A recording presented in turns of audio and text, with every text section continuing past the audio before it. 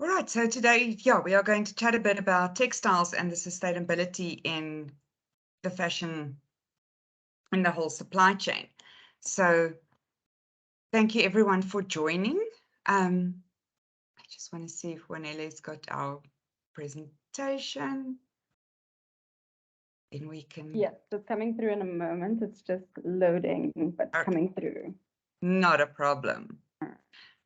So the importance of the textiles industry in this whole supply chain is it is also incredibly labor intensive. So if you think of from farming and factories and then converting these fibers into materials is really crucial and very labor intensive. So I'm sure all of you have heard about the 2030 master plan that our government set out, and this forms a big part of that.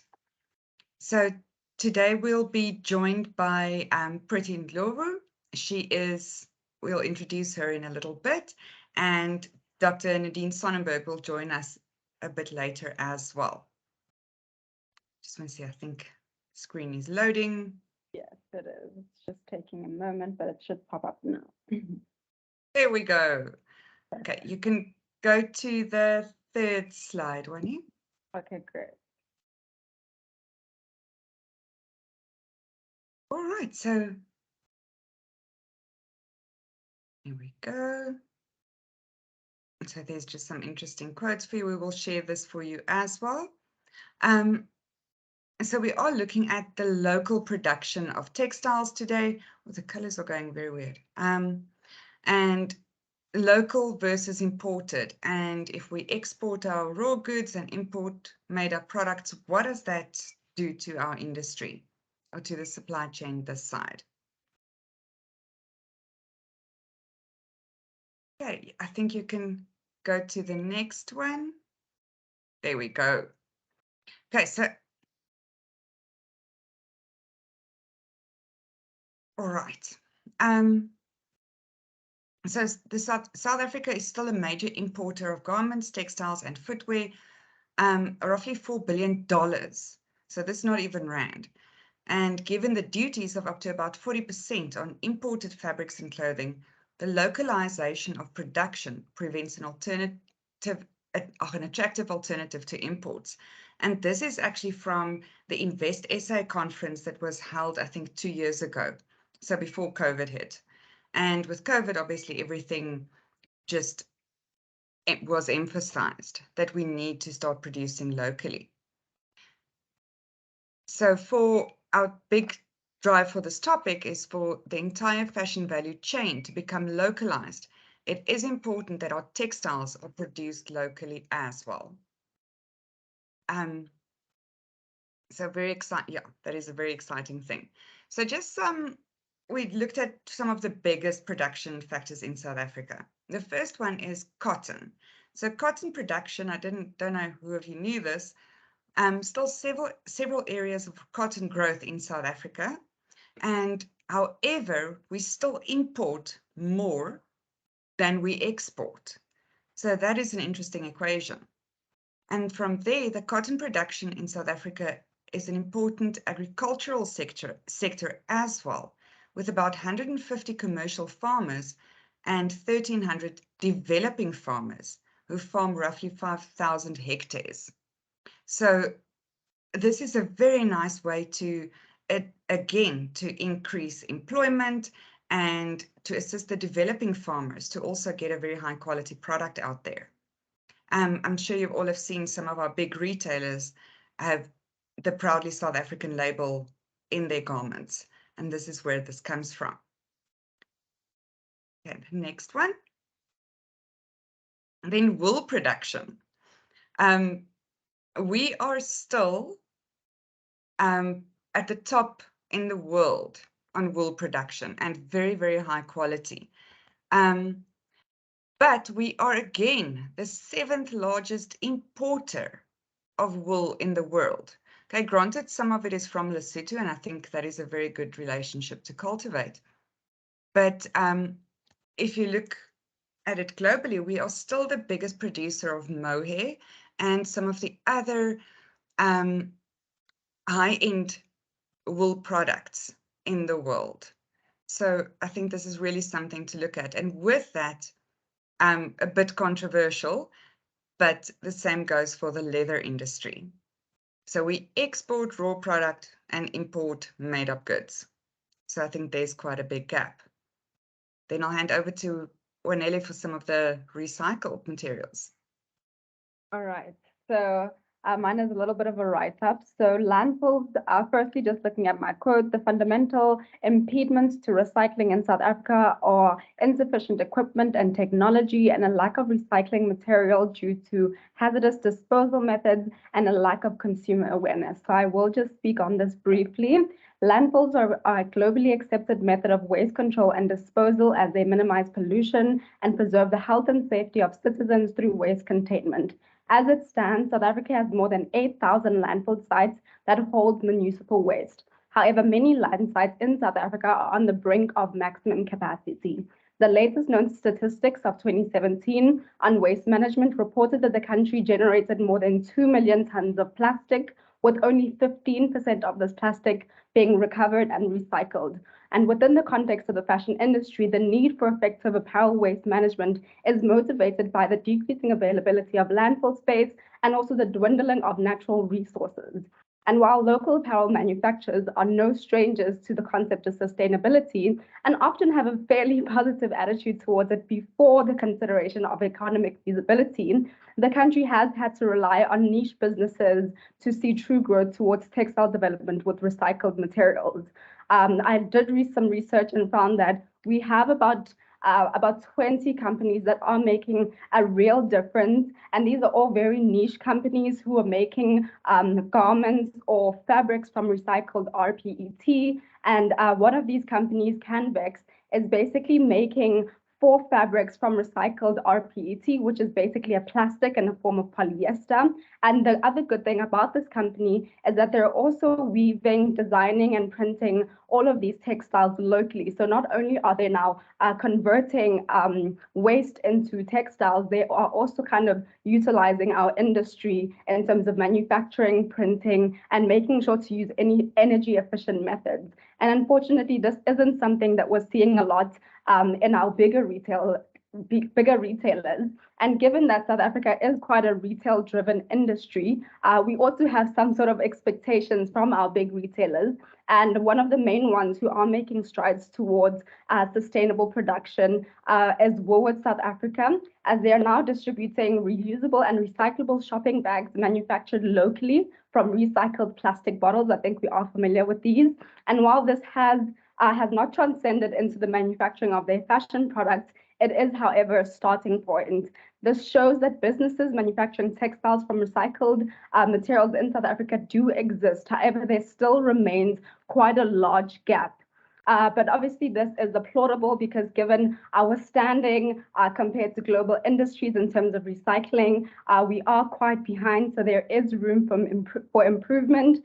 Thus, going back to my quote, which specifically looks at the technology, the consumer attitude towards sustainability, and then also just the general know-how in relation to sustainability. We do find that, or from my opinion and some of my research shows that from the development of our literature, it actually would benefit our industry as a whole, because if we are able to cement our understanding of recycling within our own markets and within our own environment, then we can actually plan towards improvement and having our larger companies focusing on such things.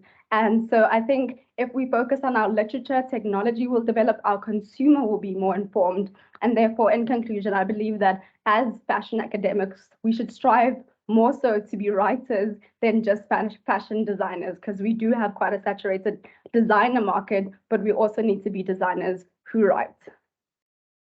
Thank you. Thank you very much, Renée. That was an awesome overview. Oh, camera, there we go.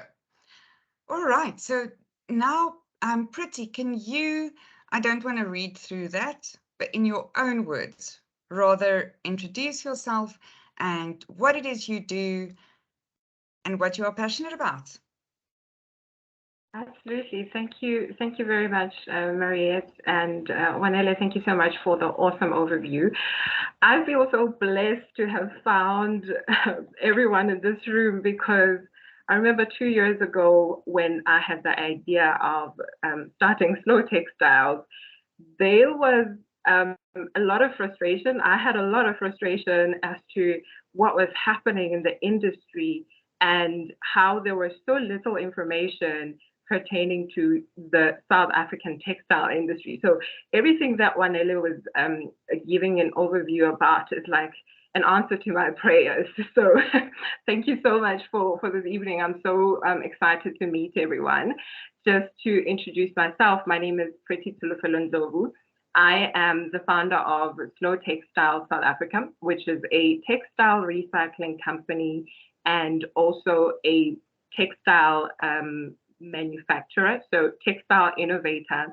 Our goal is to create future materials that are also sustainable, that are durable, that will enable the South African and African textile industry to produce sustainable, responsible products.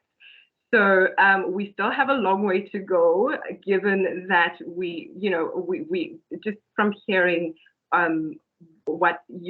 the research that you are showing, that you are bringing forward, just shows how much of a long way we have to go. But let me not move away from my introduction. I'm also the founder of a digital creative agency, and I'm also actively involved in mentoring startups, specifically in the green economy.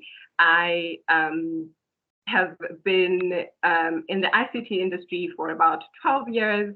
I started my business 2 years ago, Slow Textiles, and I am also the I'm also the chapter director for an organization called the Global Entrepreneurship Network, which is focused on inspiring young people and getting them excited about starting businesses. So that's pretty much me. Thank you so much for the opportunity.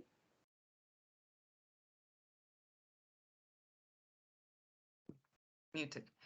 Thank you very much. That is very interesting. So I'd like to hear more about your textile. So how exactly does it work and how do you go about it?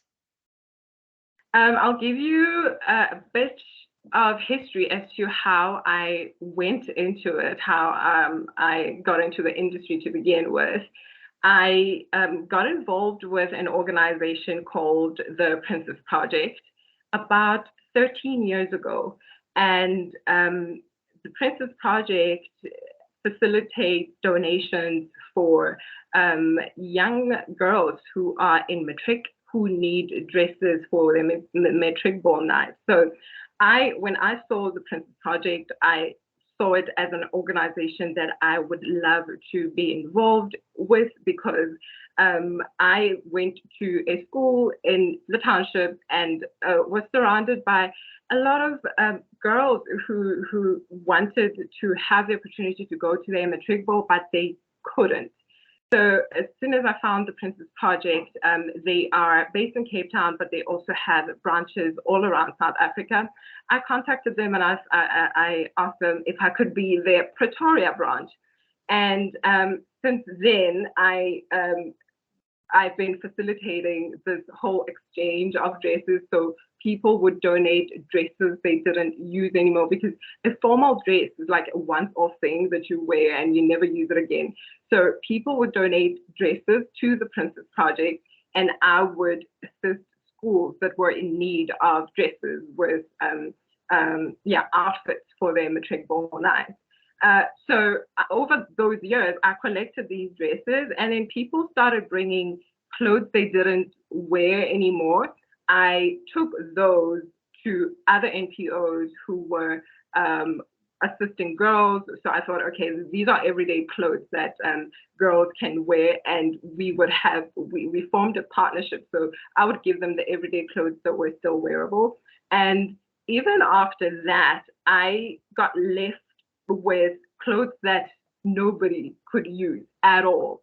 And I gave so much away. So I would give them away, But by the end of 2019, I ended up with about 5,000 pieces of garments that nobody could wear. So it was worn out clothes that nobody could use. And this was when I was in Durban at the time I was living in Durban. I would wake up and look outside the window. There was the informal waste pickers searching through bins for either food or even like bottles and recyclables, right, to sell. So I would wake up and look outside the window and see informal waste pickers going through trash and look at my pile of clothing, unwanted textiles that nobody could use. And I thought, firstly, there has to be a better way of getting these recyclable things to the informal waste pickers, right? Because they're helping us. And secondly, I wonder if there is a textile recycling company in South Africa, because nobody wants these clothes. I've got to be able to get rid of them because I need my space. I started searching for textile recycling companies in South Africa, and I could not find any. The companies that I found that were involved in secondhand clothing were obviously the companies that were exchanging the clothes, like secondhand purchases, secondhand sale, but there was nobody involved in the textile industry as much as the other recycling industries, such as the bottles, the paper, the metals were involved, right? So I thought, I'm going to give this a shot. I'm going to start a textile recycling company. And that's how it started. I got into a business program at the end of 2019, and I've been in this startup game since. It's been a very interesting journey, because it feels like I started on a clean slate. First of all,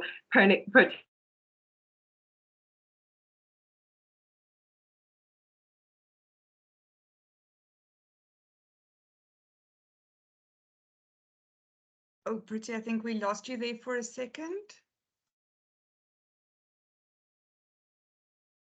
Oh, continue.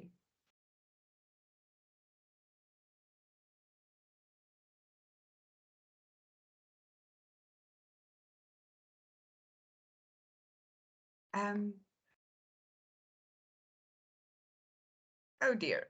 Okay, I think we've lost, is it just me or have we lost Pretty? From my side, I can't hear either. Okay, all right. So it's not me that's gone. Good. No. Thanks, Winnie. All right, well, I'm sure she'll rejoin just now. Just while she joins again, Nadine, welcome. Hello. Yes, sorry about the technical difficulties, but I'm with you guys, and yeah, thank you for inviting me. I'd just like to quickly introduce you to to everyone. This is Dr. Nadine Sonenberg, a good friend and colleague of mine from Textiles, and yeah, she's specialized and globally known for her work in sustainability and specifically textiles. So yeah, quick introduction, and yeah, then when Pretty comes back, we can chat further. Thank you, Mariette. All right. Oh, you're back. Yes, I'm sorry. I've got no idea what happened there. So I have no idea part you last heard. So I'm going to hand it over to you. Okay, not a problem. Winelli, I think you can go on to our questions slides. Or Nadine, can you just give us a quick overview of the work that you do, and yeah, specifically in the sustainable textile side? Yeah, Mariette. many years now already with UP at the University of Pretoria since 2006. During those years, I completed my PhD, also more sustainability focused. But pretty much, yeah, I became involved in the clothing and apparel side. To date, quite involved also with communities such as Close to Good, where we work with textile waste as well. My 4th year level students, has got a course that's very much focused on textiles, but where we have a focus on sustainability, and that's our community engagement project.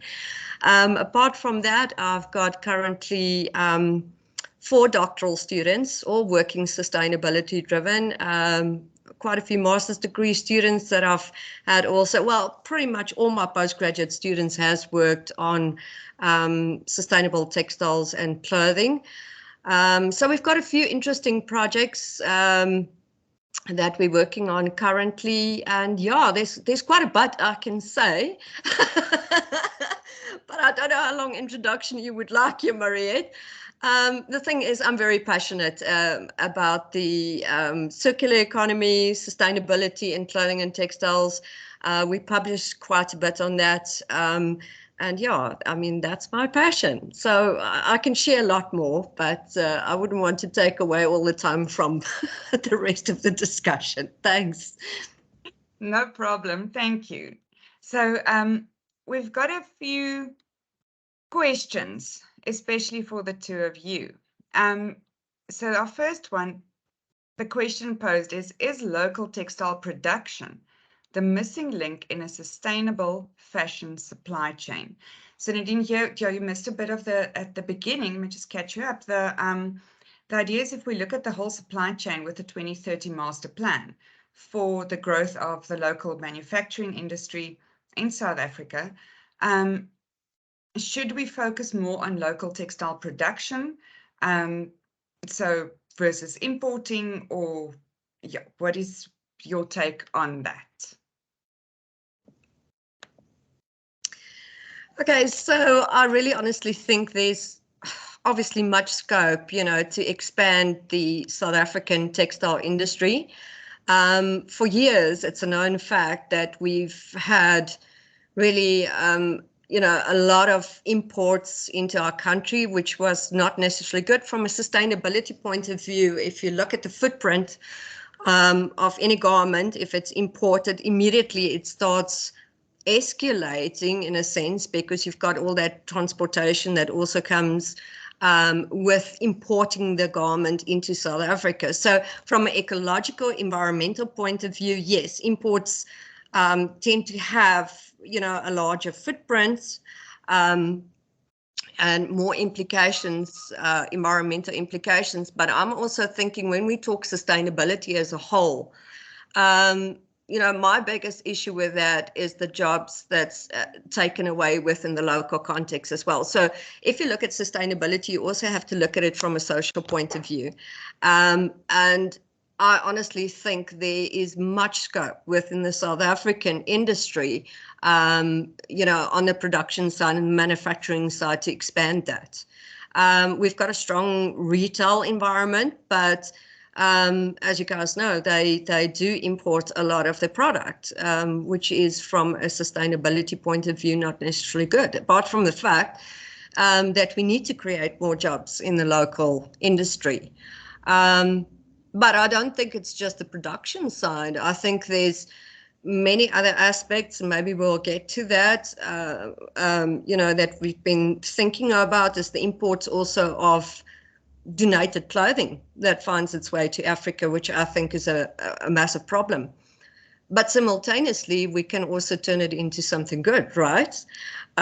Because if we can get capital investment into the local sector, then we can start, looking at recycling, upcycling. There's all sorts of stuff we can do. Something that I gathered from one of the industry conferences that I attended last year is that technology has now been developed to actually look at chemical recycling, not just mechanical recycling, not just upcycling, but actual chemical recycling that can look at fiber blends and stuff, you know, so it doesn't have to be a pure polyester or just a cotton. And if we can get that type of technology or capital investment in the local sector, can you imagine how much jobs that can create with already all these imports that we've got of textile waste into Africa? So there's a much bigger picture in terms of imports. It's not just on the production side, but I think also, you know, more at the end of life. So that's just a few of my thoughts on that as well. Thanks. Yes. I know a lot of the clothing, it's not necessarily imports, it's almost dumps into Southern Africa. Pretty, what are your thoughts on that? Totally agree with Dr. Nadine. It's so nice to meet you. I'm super excited to be in the same virtual room as such great minds. So three things. Yeah, nice to meet you too. Thank you. So three things that I learned that I'm going to take as Bible, as truth, and until we find other alternatives that are far better, right? So the first thing is, in the circular economy, there are certain aspects that we look at aside from just recycling. So prioritizing designing out waste to begin with, right? And as we design out waste, we've got to think about the lifespan of the product, and we have to think about things like how durable the product is, and if we were to create this product, how long can it cycle over the value chain over and over again? And if it ends up in the landfill, for some reason, if it doesn't go to a recycling place, if it ends up in the sea or if it ends up in the landfill, can it degrade? Is it degradable? So that is the first thing. And then secondly, the Sustainable Development Goals for me have been like a guidance. So looking at all 17 of the Sustainable Development Goals and looking at how I can adapt that and use that in my business, in my production systems, I think it will be a helpful thing for us as an industry. And then the third thing is I've got two acronyms again. So the third thing is these two acronyms are ESG and PPP. Well, the PPP I've made of myself, and I'll tell you what it is. But ESG essentially focuses on the environmental, sustainability, and governance side of your organization. So if you had a consultant or somebody who would look at all of that, if you were to say to them, hey, I'm about to produce this, or I'm about to open this company, can you look at these factors within my organization? And then the other side is people, planet, profit. So if you open the business with those three things in mind, I think it would give sort of like a guideline as to, okay, remember what you take out of the environment, you've got to be able to give back to the environment. What you take from people, you've got to be able to give back. And if we governed our businesses with that type of mindset, I think it would help us in creating local sustainable value chains.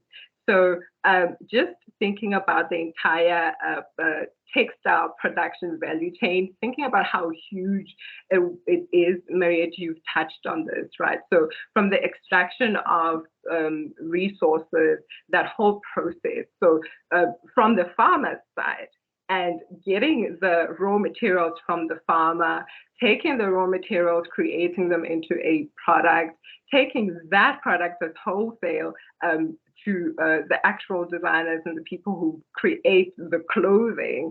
And for the clothing to get to the consumers, that's a long process. And then after that, you've got to think about, okay, what's going to happen to this product after it reaches the consumer, or after the consumer has used the product. So if you imagine how many people would be involved in that whole value chain, and think about how many jobs we would actually create if it was all local and it didn't involve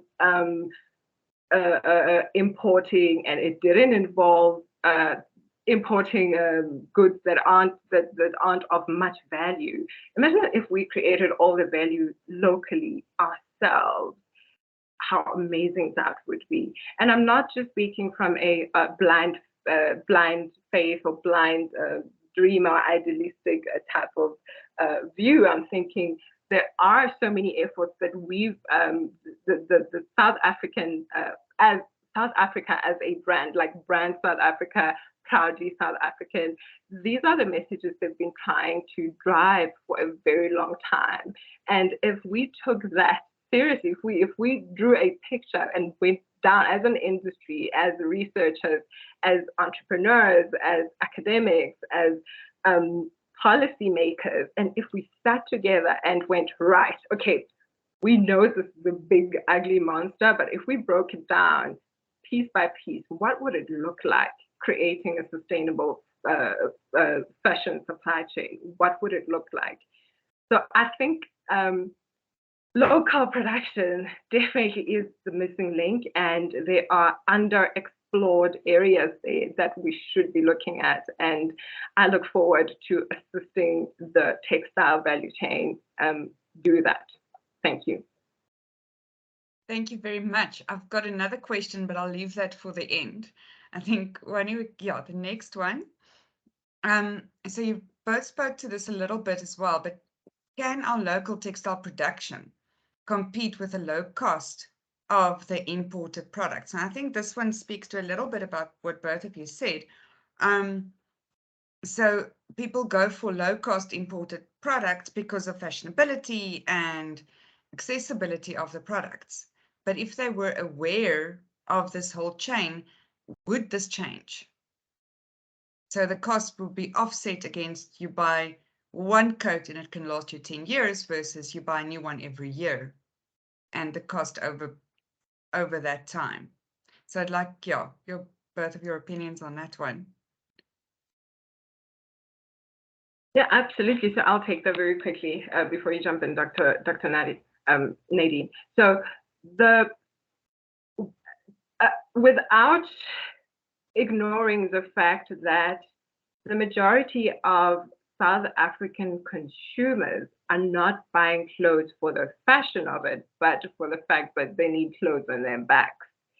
Without ignoring that, the answer for me is still yes. Local textile production can compete with the low cost of imported products, but again, there's a lot of work there. I think looking at costs from a manufacturer's point of view, if I were to say, oh, I'm going to compete with the current prices and help designers and product creators create products at low cost, that wouldn't be realistic.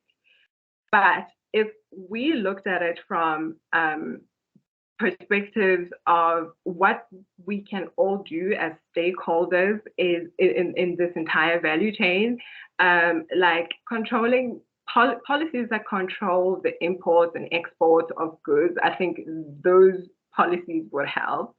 And then businesses that manufacture products or even textiles, like myself, exploring ways for me to produce at a low cost, but still producing goods that are of good quality is going to be a very interesting challenge, but I'm up for it.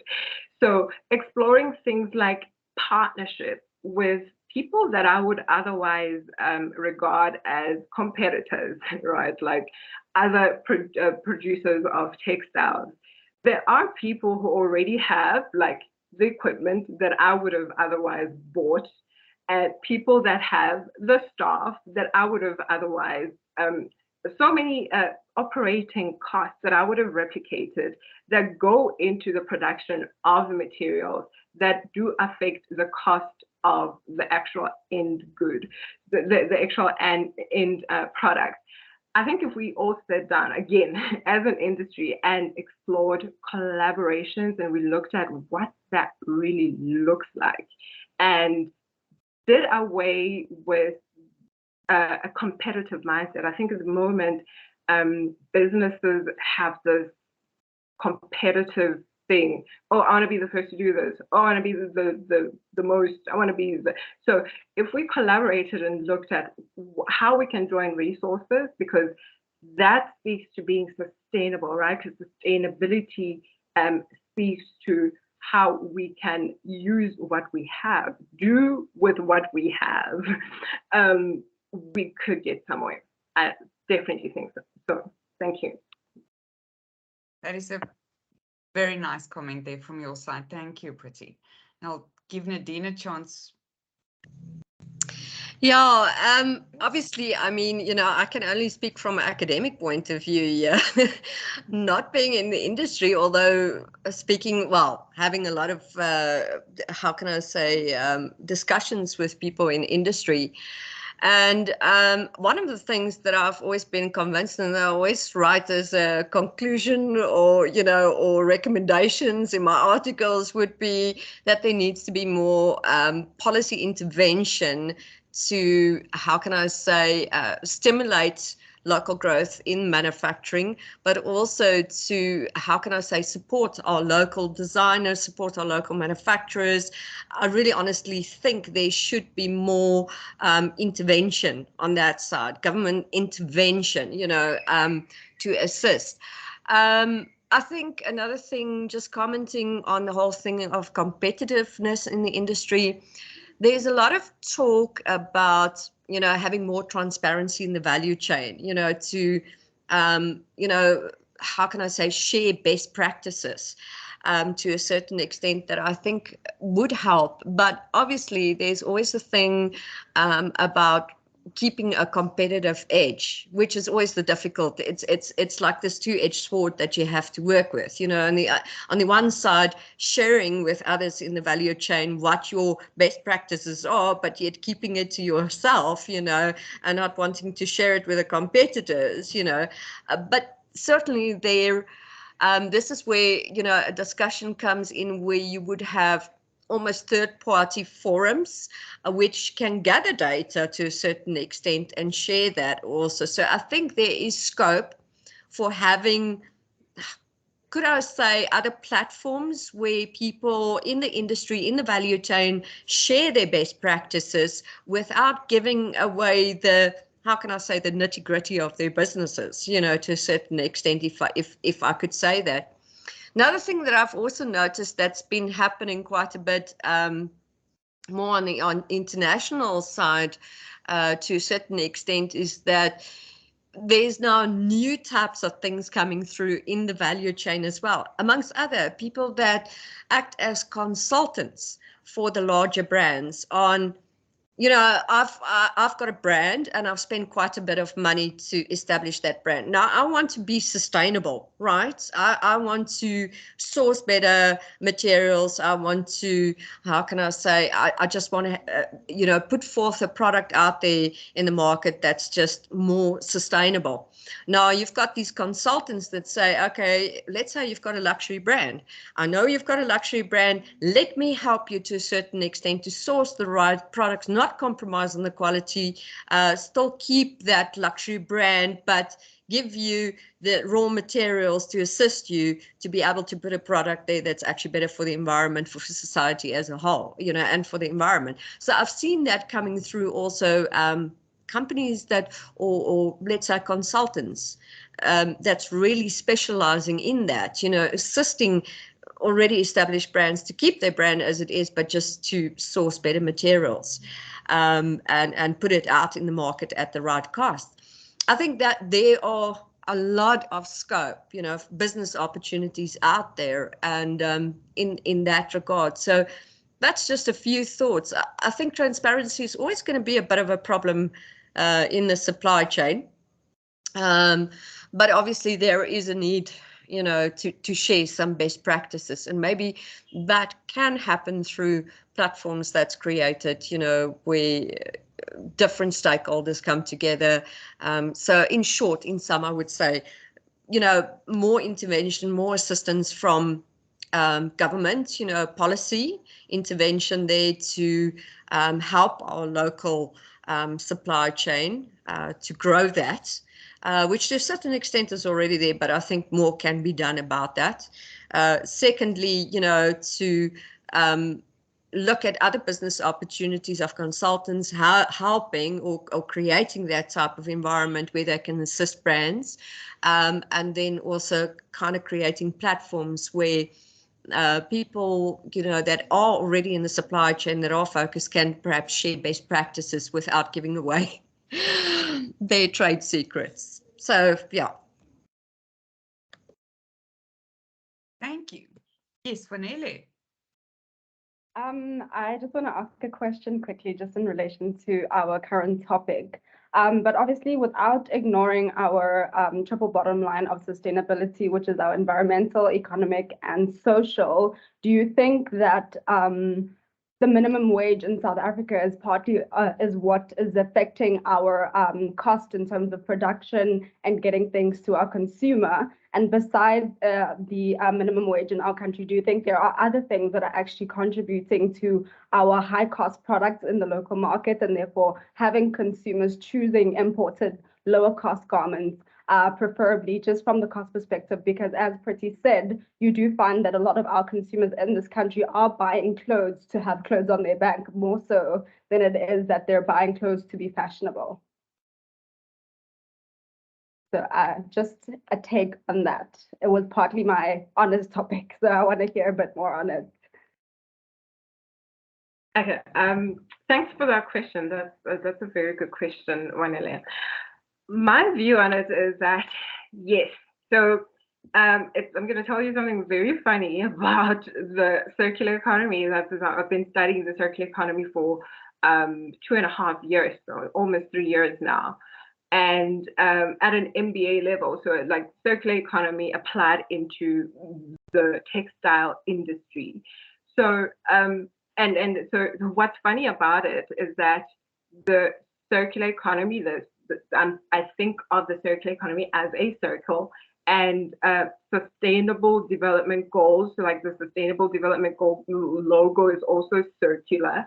So having had to study those things, I think it really has edged it at like in my subconscious mind, the circle. So everything for me is interconnected. So nothing is a straight line like that anymore. It's not linear anymore. Everything is circle like that. So the amount of money that people get paid, and firstly, even within my company, so for example, my company as a manufacturer, how much money am I paying my my workers, and how much so the minimum wage, for example, do I think that's going to sustain them? And that speaks to sustainability, right? So every single thing is like has a domino effect when it comes to economy, and I think everything is connected. And if we looked at everything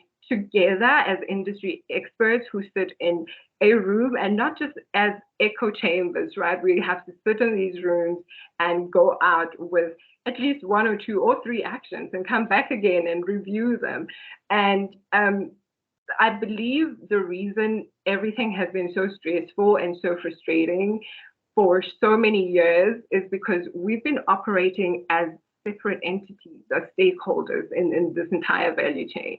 If we collaborated, like, and I'm going to sing this collaboration thing for so long, if we tried it out, so many things would come out of this, because we're people with different ideas, like our backgrounds and our knowledge and what we've learned over decades comes from different points of view that I think can come together and form a sustainable industry.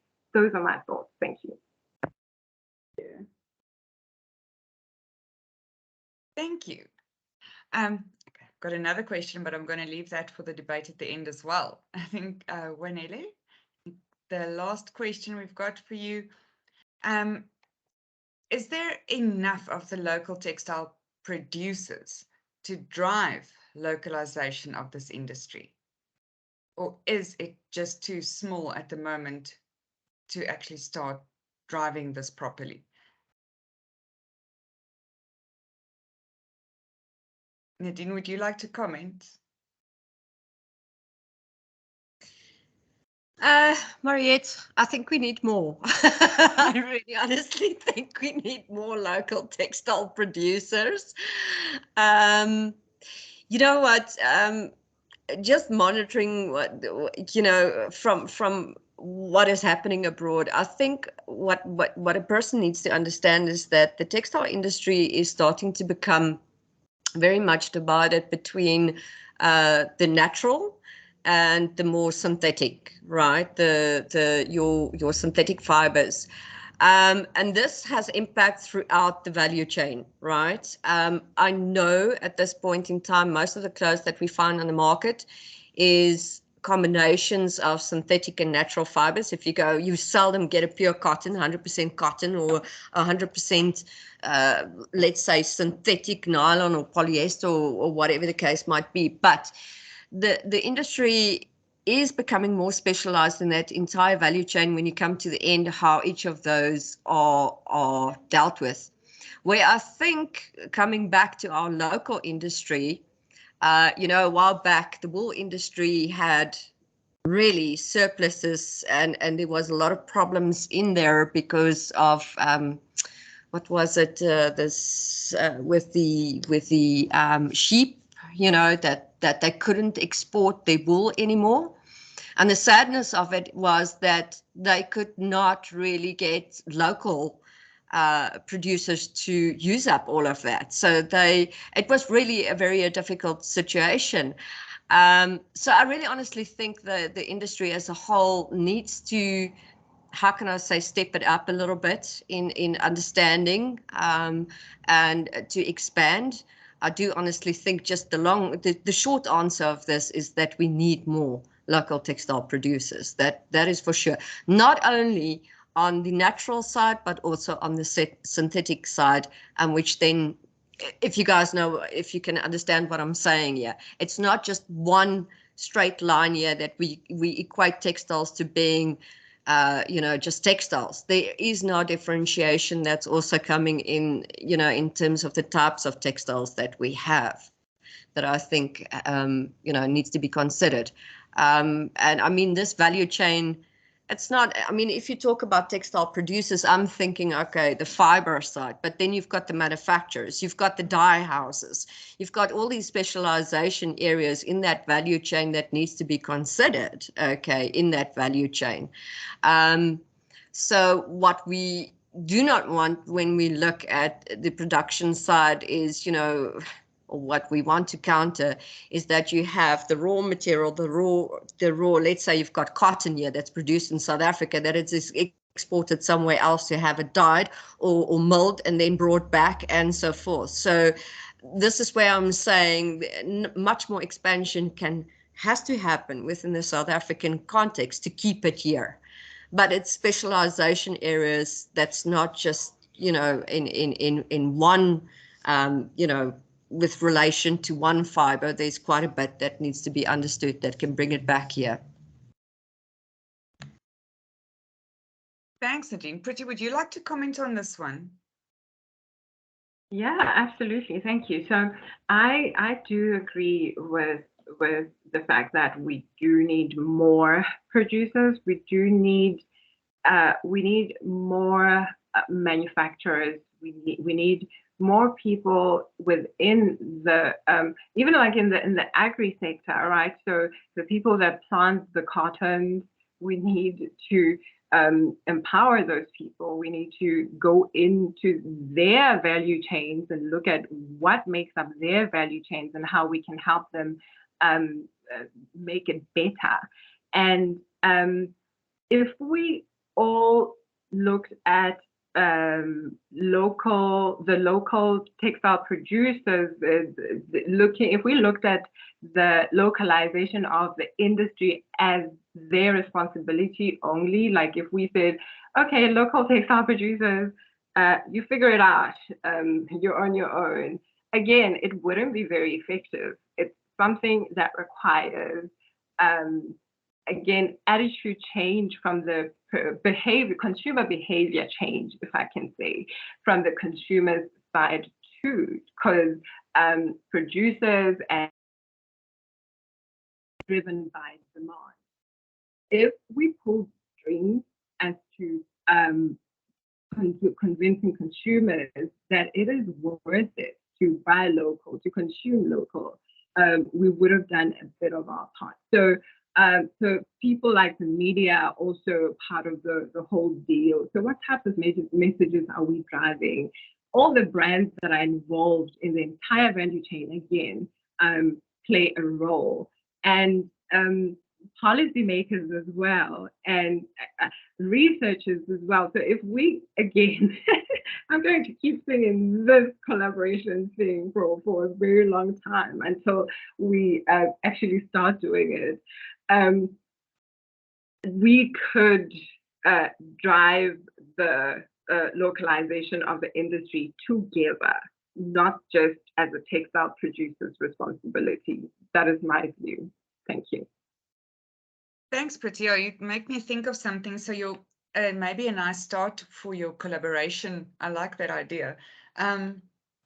Would be to not look horizontally for people doing similar things to yourself, but to look in the value chain. So to work with a factory recycling PET bottles to make textiles and to design from there.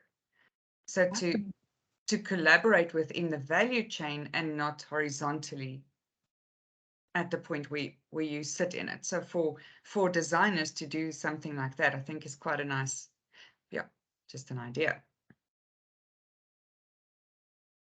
Yeah, that's a great idea. That's a great point. Thank you, Mariette. Thanks. So Winnie, I think you can stop sharing, but I've got two questions that from all of this that I would like to pose to Pritya and Nadine. The first one is, if we should pitch manufacturing within South Africa to the high-end global market, because we've got the leathers, we've got the high-end wools, we've got high-end fabrics, natural fibers, here and within Southern Africa.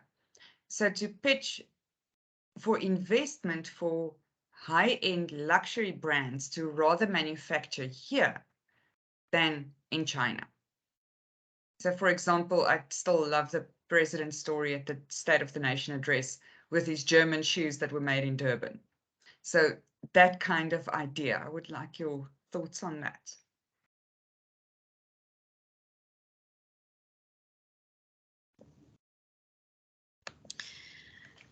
Mariette, we had the exotic leather cluster at UP. Well, I asked the question. Yeah, no.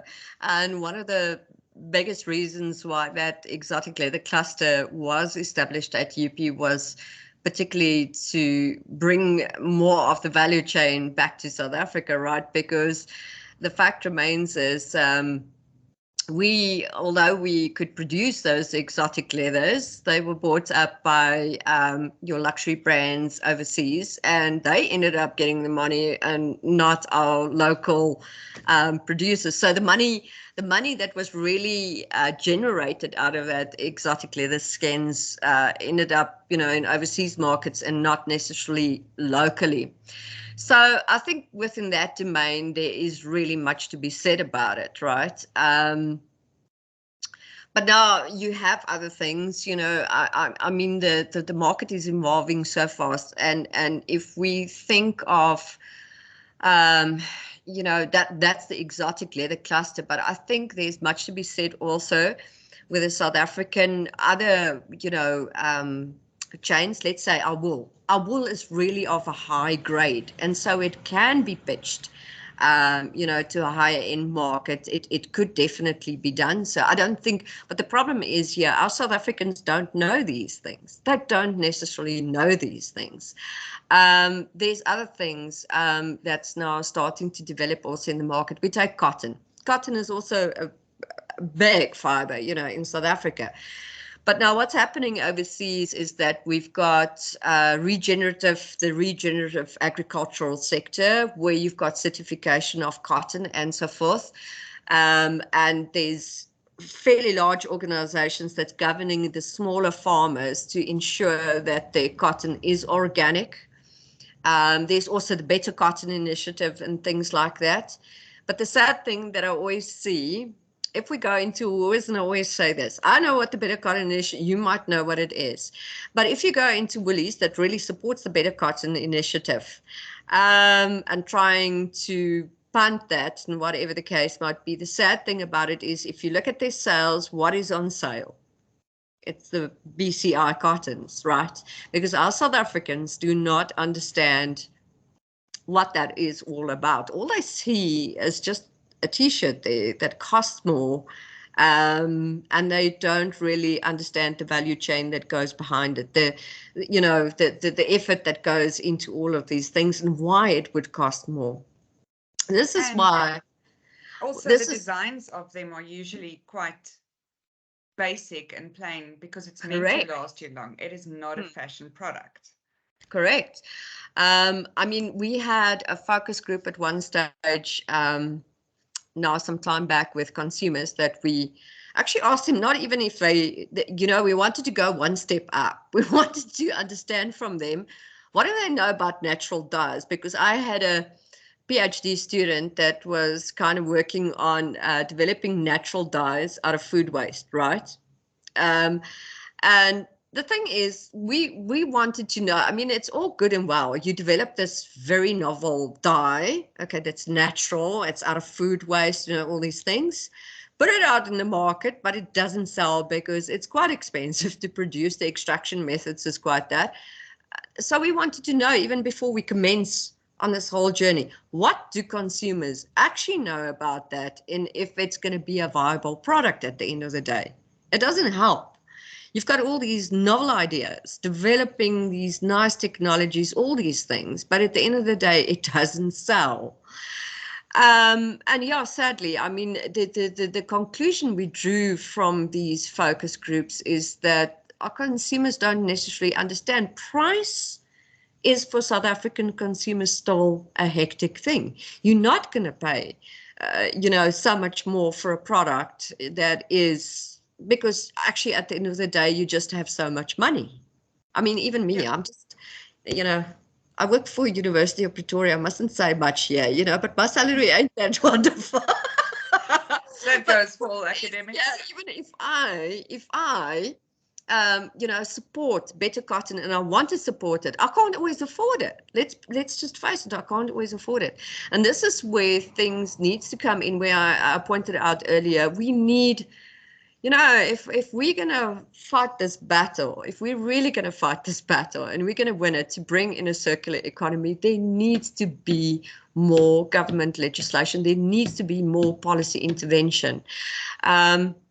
In other product categories, for example, overseas, what's happening now, and I'm thinking, because, at one stage I was also doing some stuff on the appliances and so on, where they've had these programs where they say, the government comes along and says, you know what, if we are going to look at the products that's not eco-friendly, that's not made from natural, or more better, how can I say, resources or fibers, that it be taxed, that it works out more expensive for the consumer, because the reality of it is that the textile and clothing industry, we know, is one of the most polluting industries in the world. We cannot follow the current status quo of where we're at the moment. It cannot go on like this. It has to change. It really honestly has to change.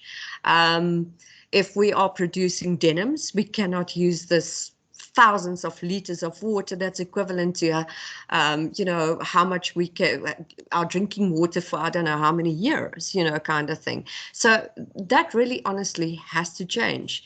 But relying simply on consumers to make the better choices, I'm not entirely convinced. Look, I do consumer behavior research, I do. So I've got a good understanding, and at this point, it's not going to happen. With a greater majority of people that's just at this point, especially after COVID, just worrying to make ends meet.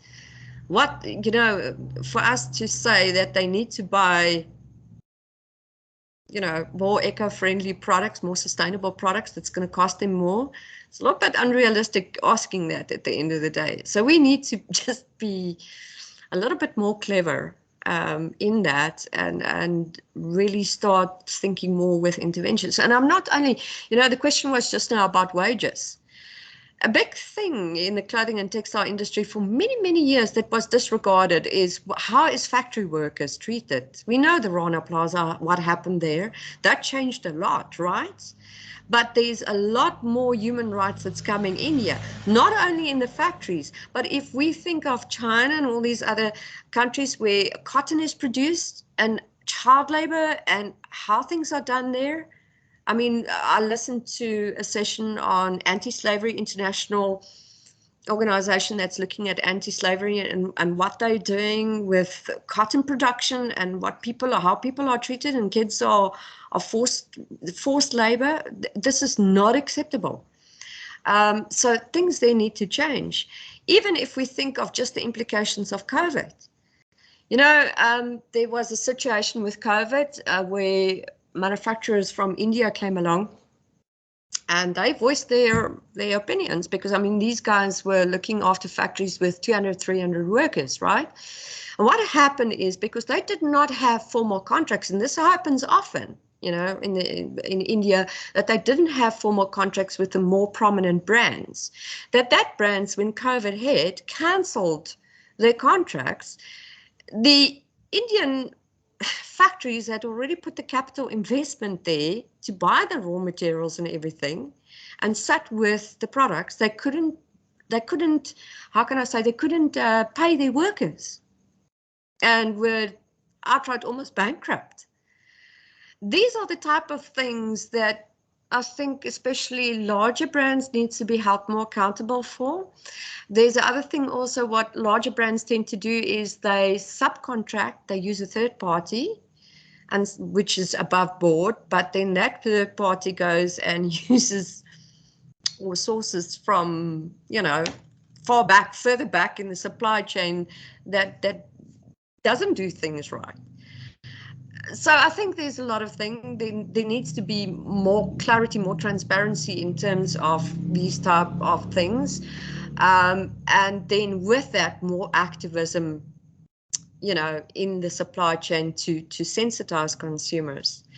I think it was at the beginning of the year, I wrote an article and I said, because I was taken on by an international reviewer that said to me, you say that information campaigns could work to sensitize people towards the problems in the textile and apparel supply chain. I don't agree with you, because in Britain, in the UK, we've got information campaigns and people don't change their behavior. They outright admit that they're not going to change their behavior. I said, hang on a second, you're talking about the UK here, you're talking about Europe. But I like to think us South Africans are a little bit different, right? You think of our whole history. You think of South African history. How was it shaped? By activism, not by standing still and saying, listen here, I'm not going to do anything about this. So I'm being a little bit of a green activist here, okay, and saying we South Africans can do things better. We're different. I don't want to equate us to other people in the world. We are different. We can do things better. And yeah, so that's just a positive heads up in terms of our supply chain that I would like to say. Yes. Thanks, Nadine. That is amazing. Pretty, I don't know if you want to comment. I see we've got Miguel's hand up for a question. You can go ahead, Miguel. Hi, sorry for putting my hand up so in the middle of things, but that's actually a very big question I keep on asking, that I feel is actually a big question that, I mean, I'm studying design currently, and from a design point and perspective, as a person who is also for the local production, what is to set us apart from the, like, sorry, let me rephrase it. What are we putting in place to differentiate our local manufacturing from making the same mistakes that the current global manufacturing is doing at this point? Because at this point, that's the big scary question for me. That's the thing that keeps on raising red flags to me. What are we going to do to differentiate, to actually make things better from our side from the get-go, instead, or while we still have that opportunity to do it, laying it in our foundations from the beginning, and doing the same thing as global manufacturers, where they come from a point of perspective where the thing has always been about making money, not about being sustainable. So I would just like to know, like, what are we putting in place to prevent us being the same as them? Thanks, Miguel. I think, yeah, Pretty, would you like to comment on that? Yeah, thank you. That is a very good question, Miguel, and great point, because it's something that I've been talking about for a while. The fact that we are a developing country places us at an advantage, because we are looking at the global north. They have always had their production systems, their technologies, their value chains, and they've always had this huge fashion industry and fast fashion and all these fashion-focused outlooks, right? And now what places us at an advantage is the fact that we have never had the technologies. We don't have the technology to produce fast fashion and sell it locally and then sell it globally and so forth. Therefore, challenges that came up during COVID-19 showed us the fact that actually if we couldn't go anywhere, or if we couldn't get anything from outside, we could be sustainable with our resources. And there's a research document that came out. It's called the Textile Industry Processes System Tips. I'm not sure if it's called, if the S at the end is tips, but I will share it with the Stadio team. But it also speaks to the entire value chain, the study of the value chain, and the laws that will be effective, or rather that is alongside the master plan that the Stadio team shared in the introduction. So there are policies that have been established, or guidelines that will help the South African industry, textile industry, learn a bit more from the global north. And okay, what can we do as an alternative to this? What can we learn from this? I think we could go a very long way. I'll share the document with Petra. Thank you, Pretty. That sounds like an interesting document to look at. I just have one last question for our two amazing panelists. Sorry, here my camera works. So us as academics and trainers of the people who should head up this industry and go make these changes in the industry, what can we do differently to join in? Because we've got this beautiful 2030 master plan from the government, but as Nadine also said, the policies and everything isn't coming in fast enough to enforce that. So what can we do as education and as trainers of this future generation? What can we do differently to make this happen?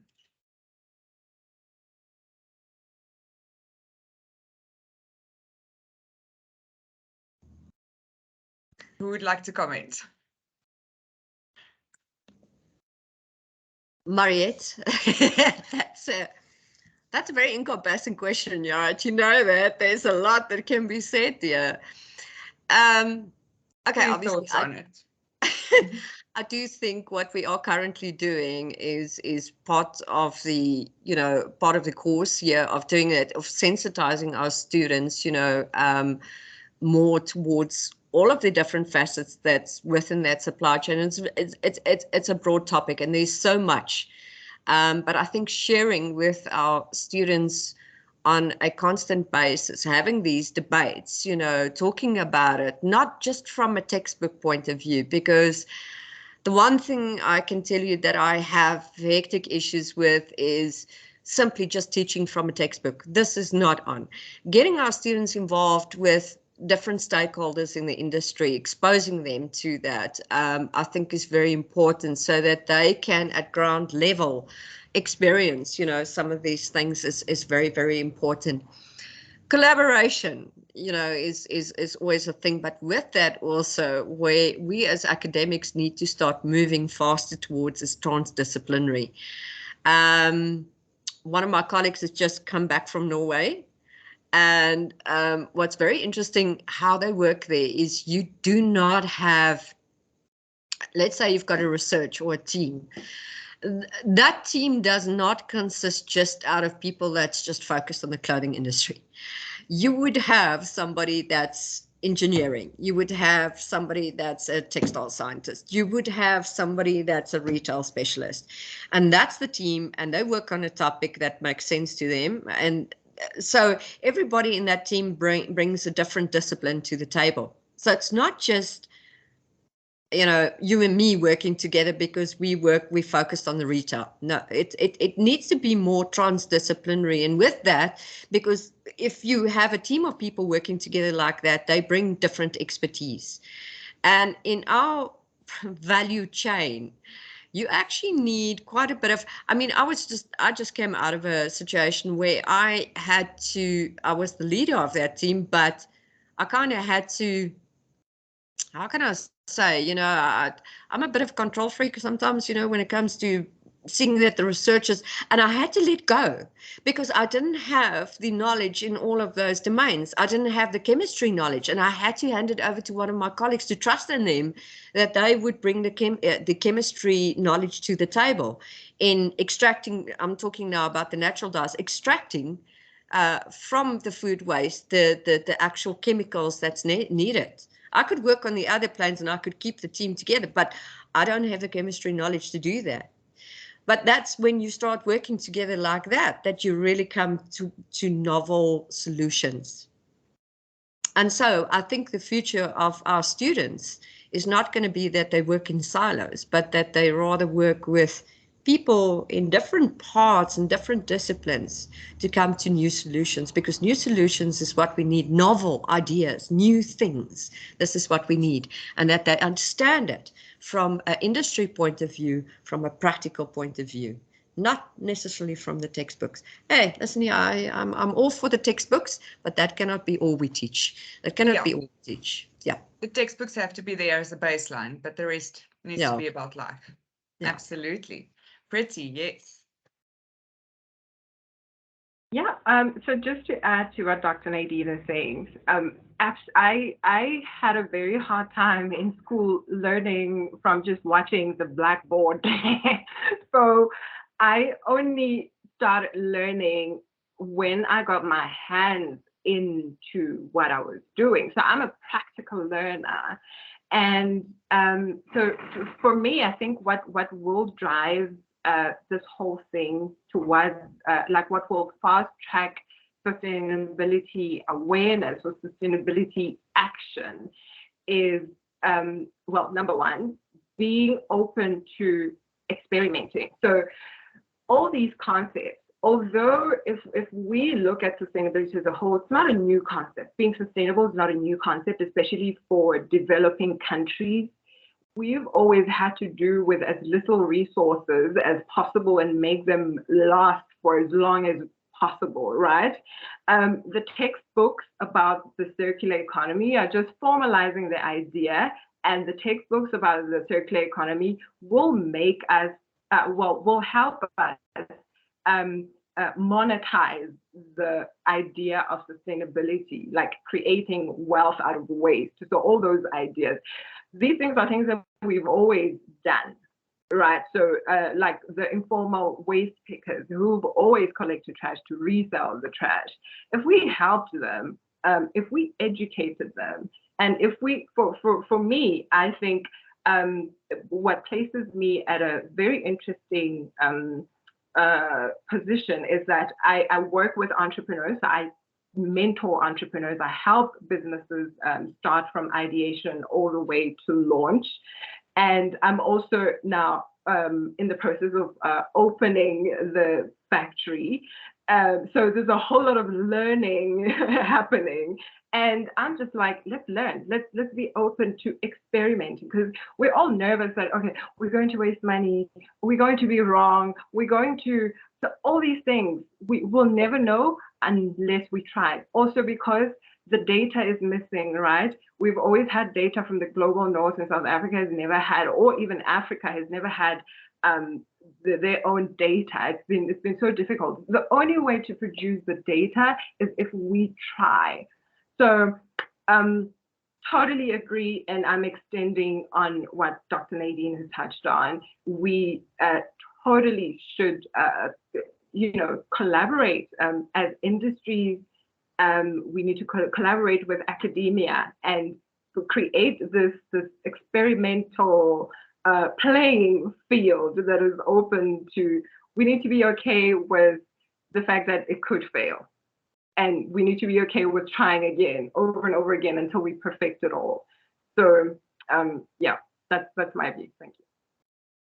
Thank you very much. Yes, I think the whole idea of collaboration, not just within, so from your side and industry side with academia, because there is so much research being done and information being generated that doesn't reach the right people. So I think those are both very, very valid points. Then does anyone else have a question or a closing point to give us?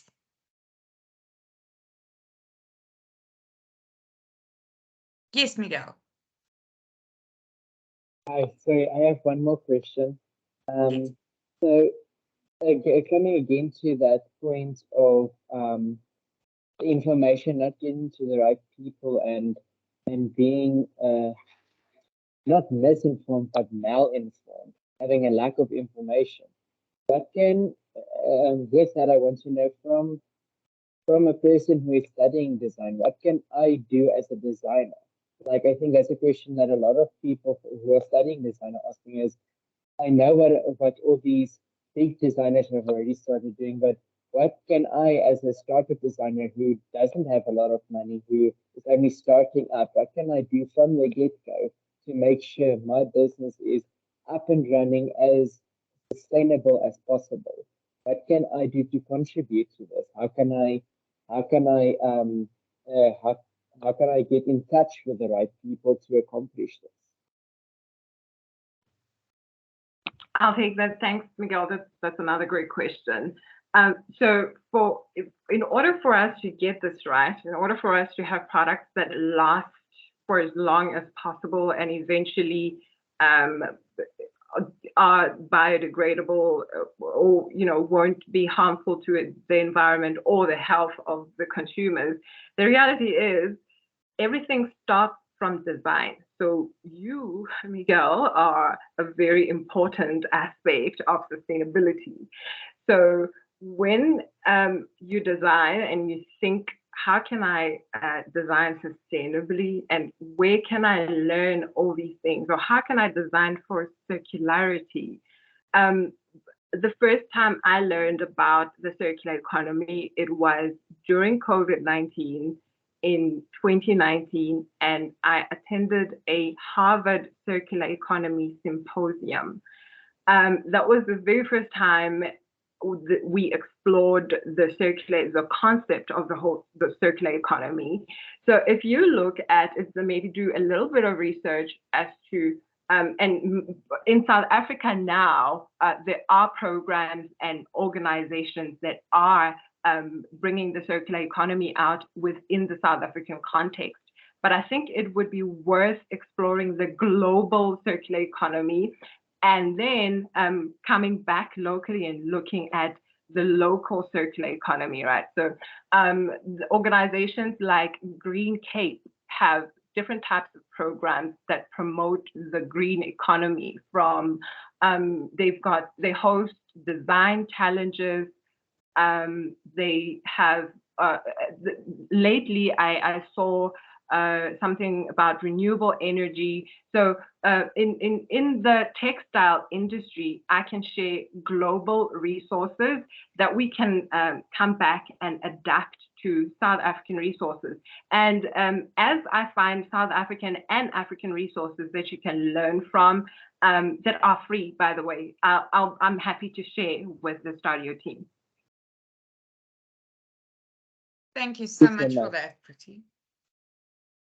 Sorry, Miguel, I interrupted you. Oh, no, sorry, I just wanted to say thank you. Oh, it's a pleasure. A wealth of knowledge. We just need to know where to find it. Was there any other comments from our panel members? Or the rest of the team? Mariette, there was one thing that I wanted to add also with the design, and not being the designer myself so much, more the textile girl, but I will say to you the following. In one of these, it was an industry conference that we had major brands also there and their designers, so they had a panel discussion there as well.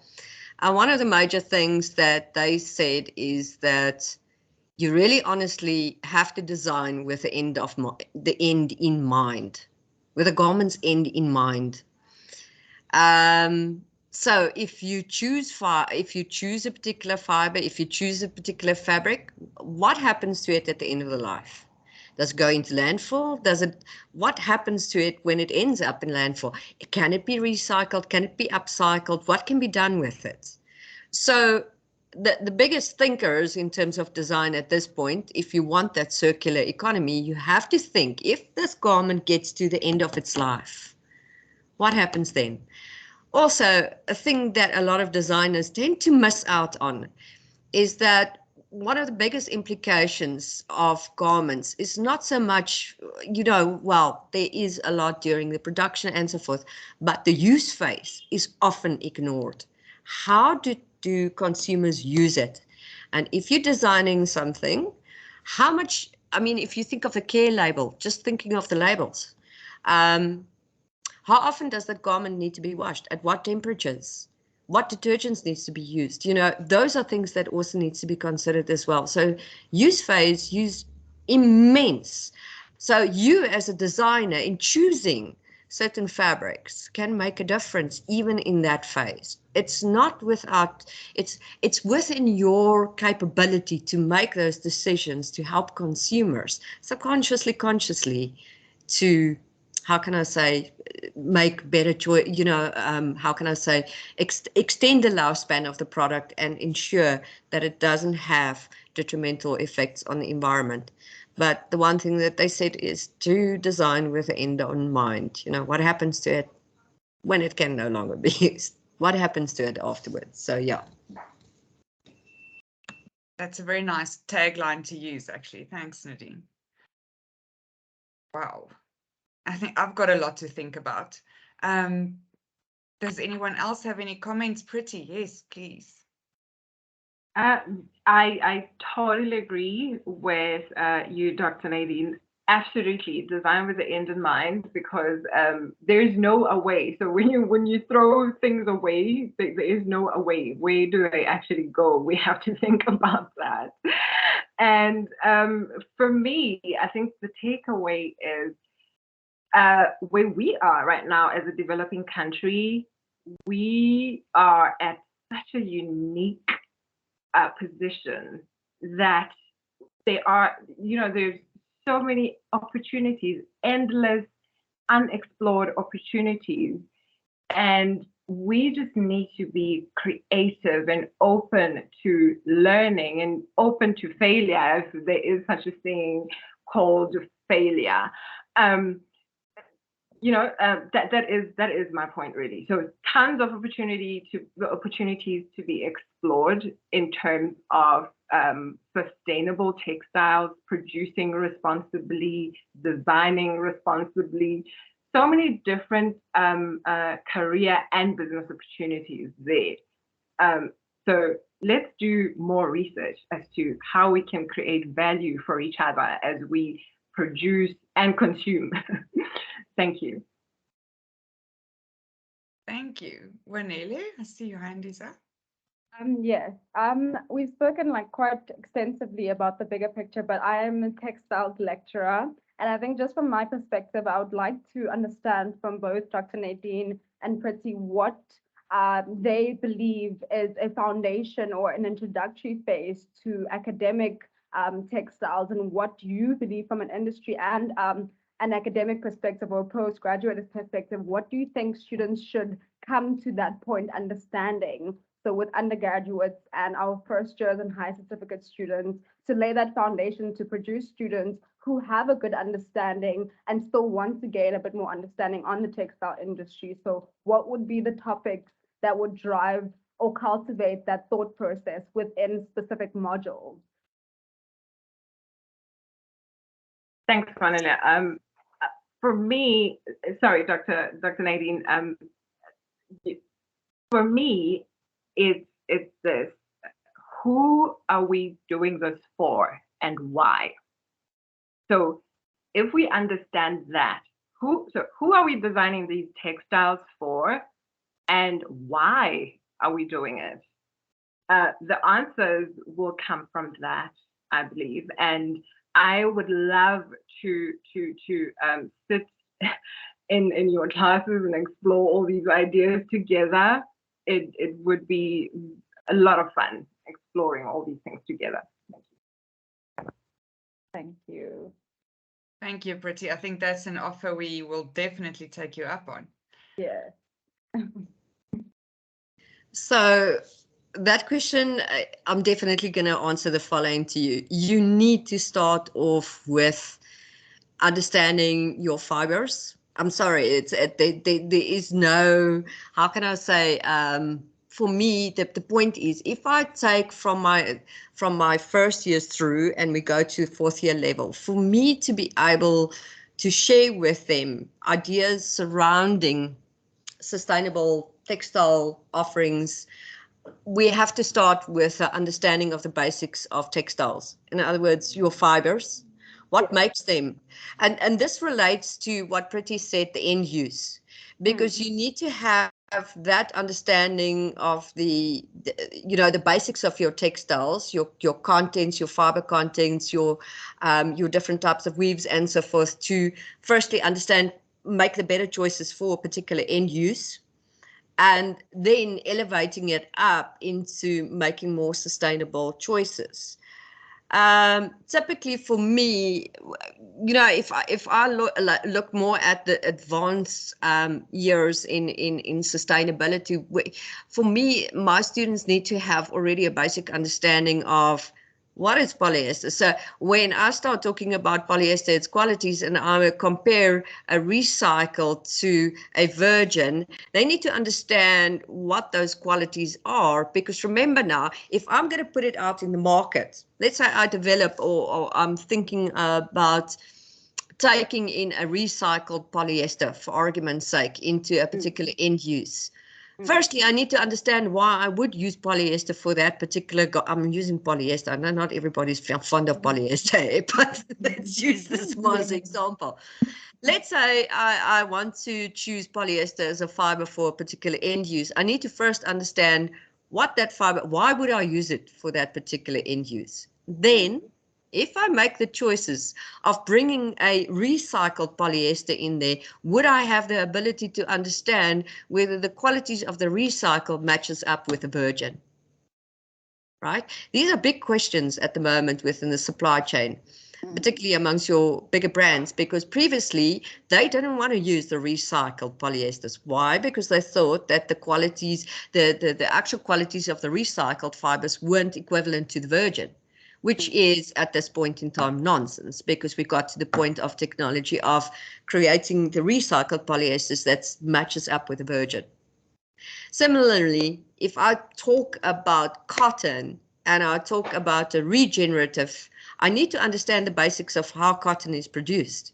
Cotton is one of the most water intensive crops in the world. It's pesticide intensive. I know if I have that understanding, yes.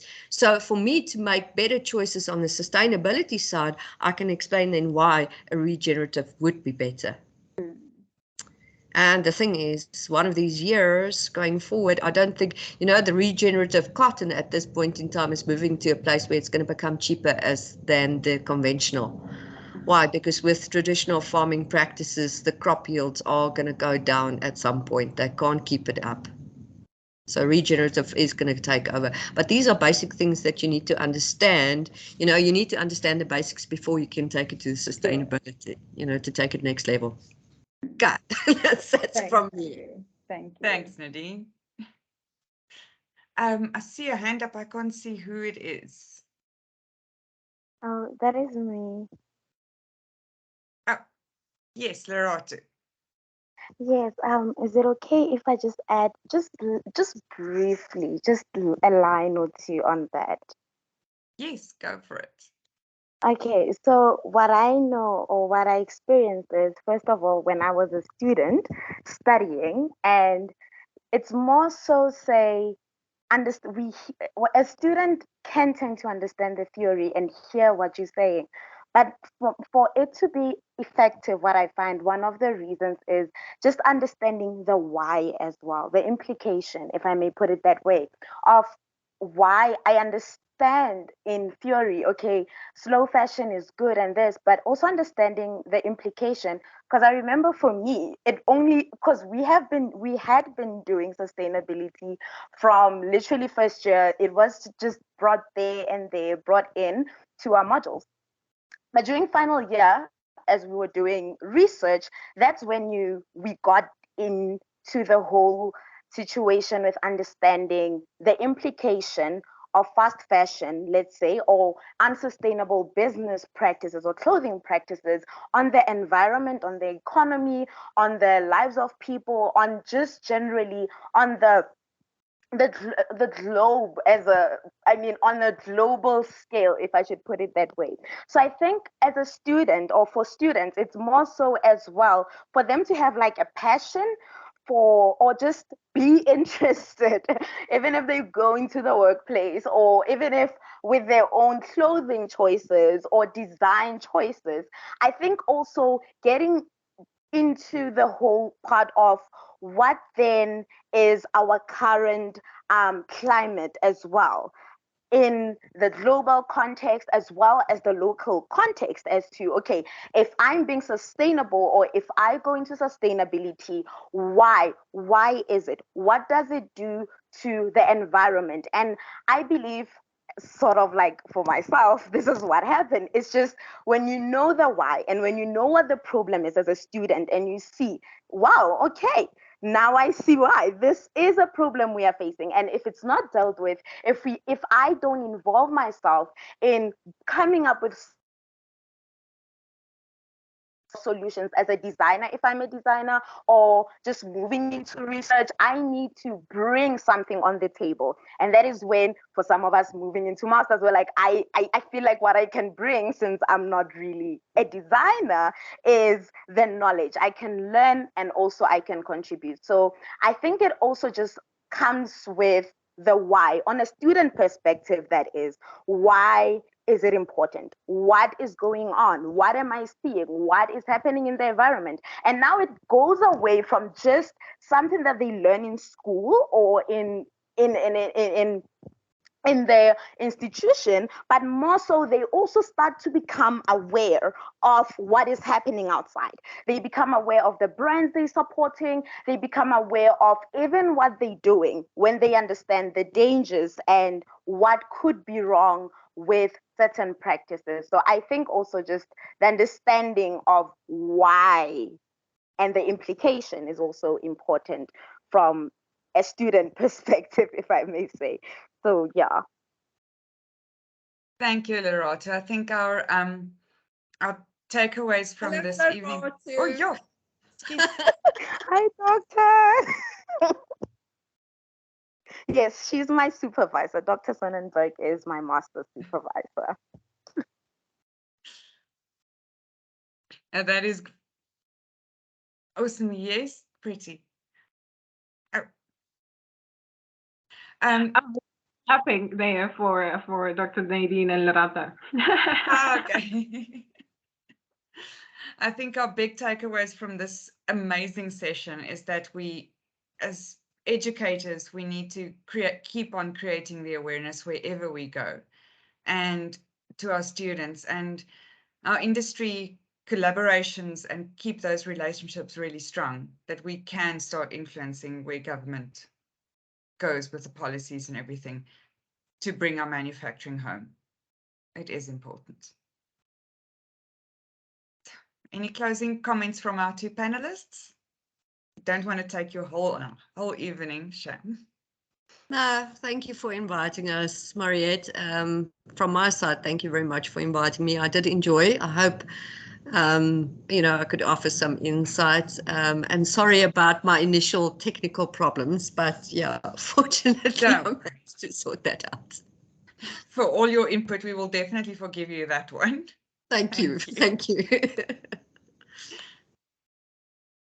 Yeah, I'm grateful too for the opportunity to really share ideas. It's always enriching for me because as an entrepreneur, there's so many things going on in my head. Like creating, to sit in a room with people who've got the theory and the research and the data and the stats, right? So that will feed my creativity or directed to a more realistic place. And I think that's what we need. So again, falling back onto collaboration, we need to do more of that. Thank you very much. Thank you so much. I think this has been incredibly valuable and food for thought, and we will definitely keep this conversation going. This is not a once off. And thank you for your time from our two panelists. We really, truly appreciate it. And please enjoy your evening, and we will chat again soon.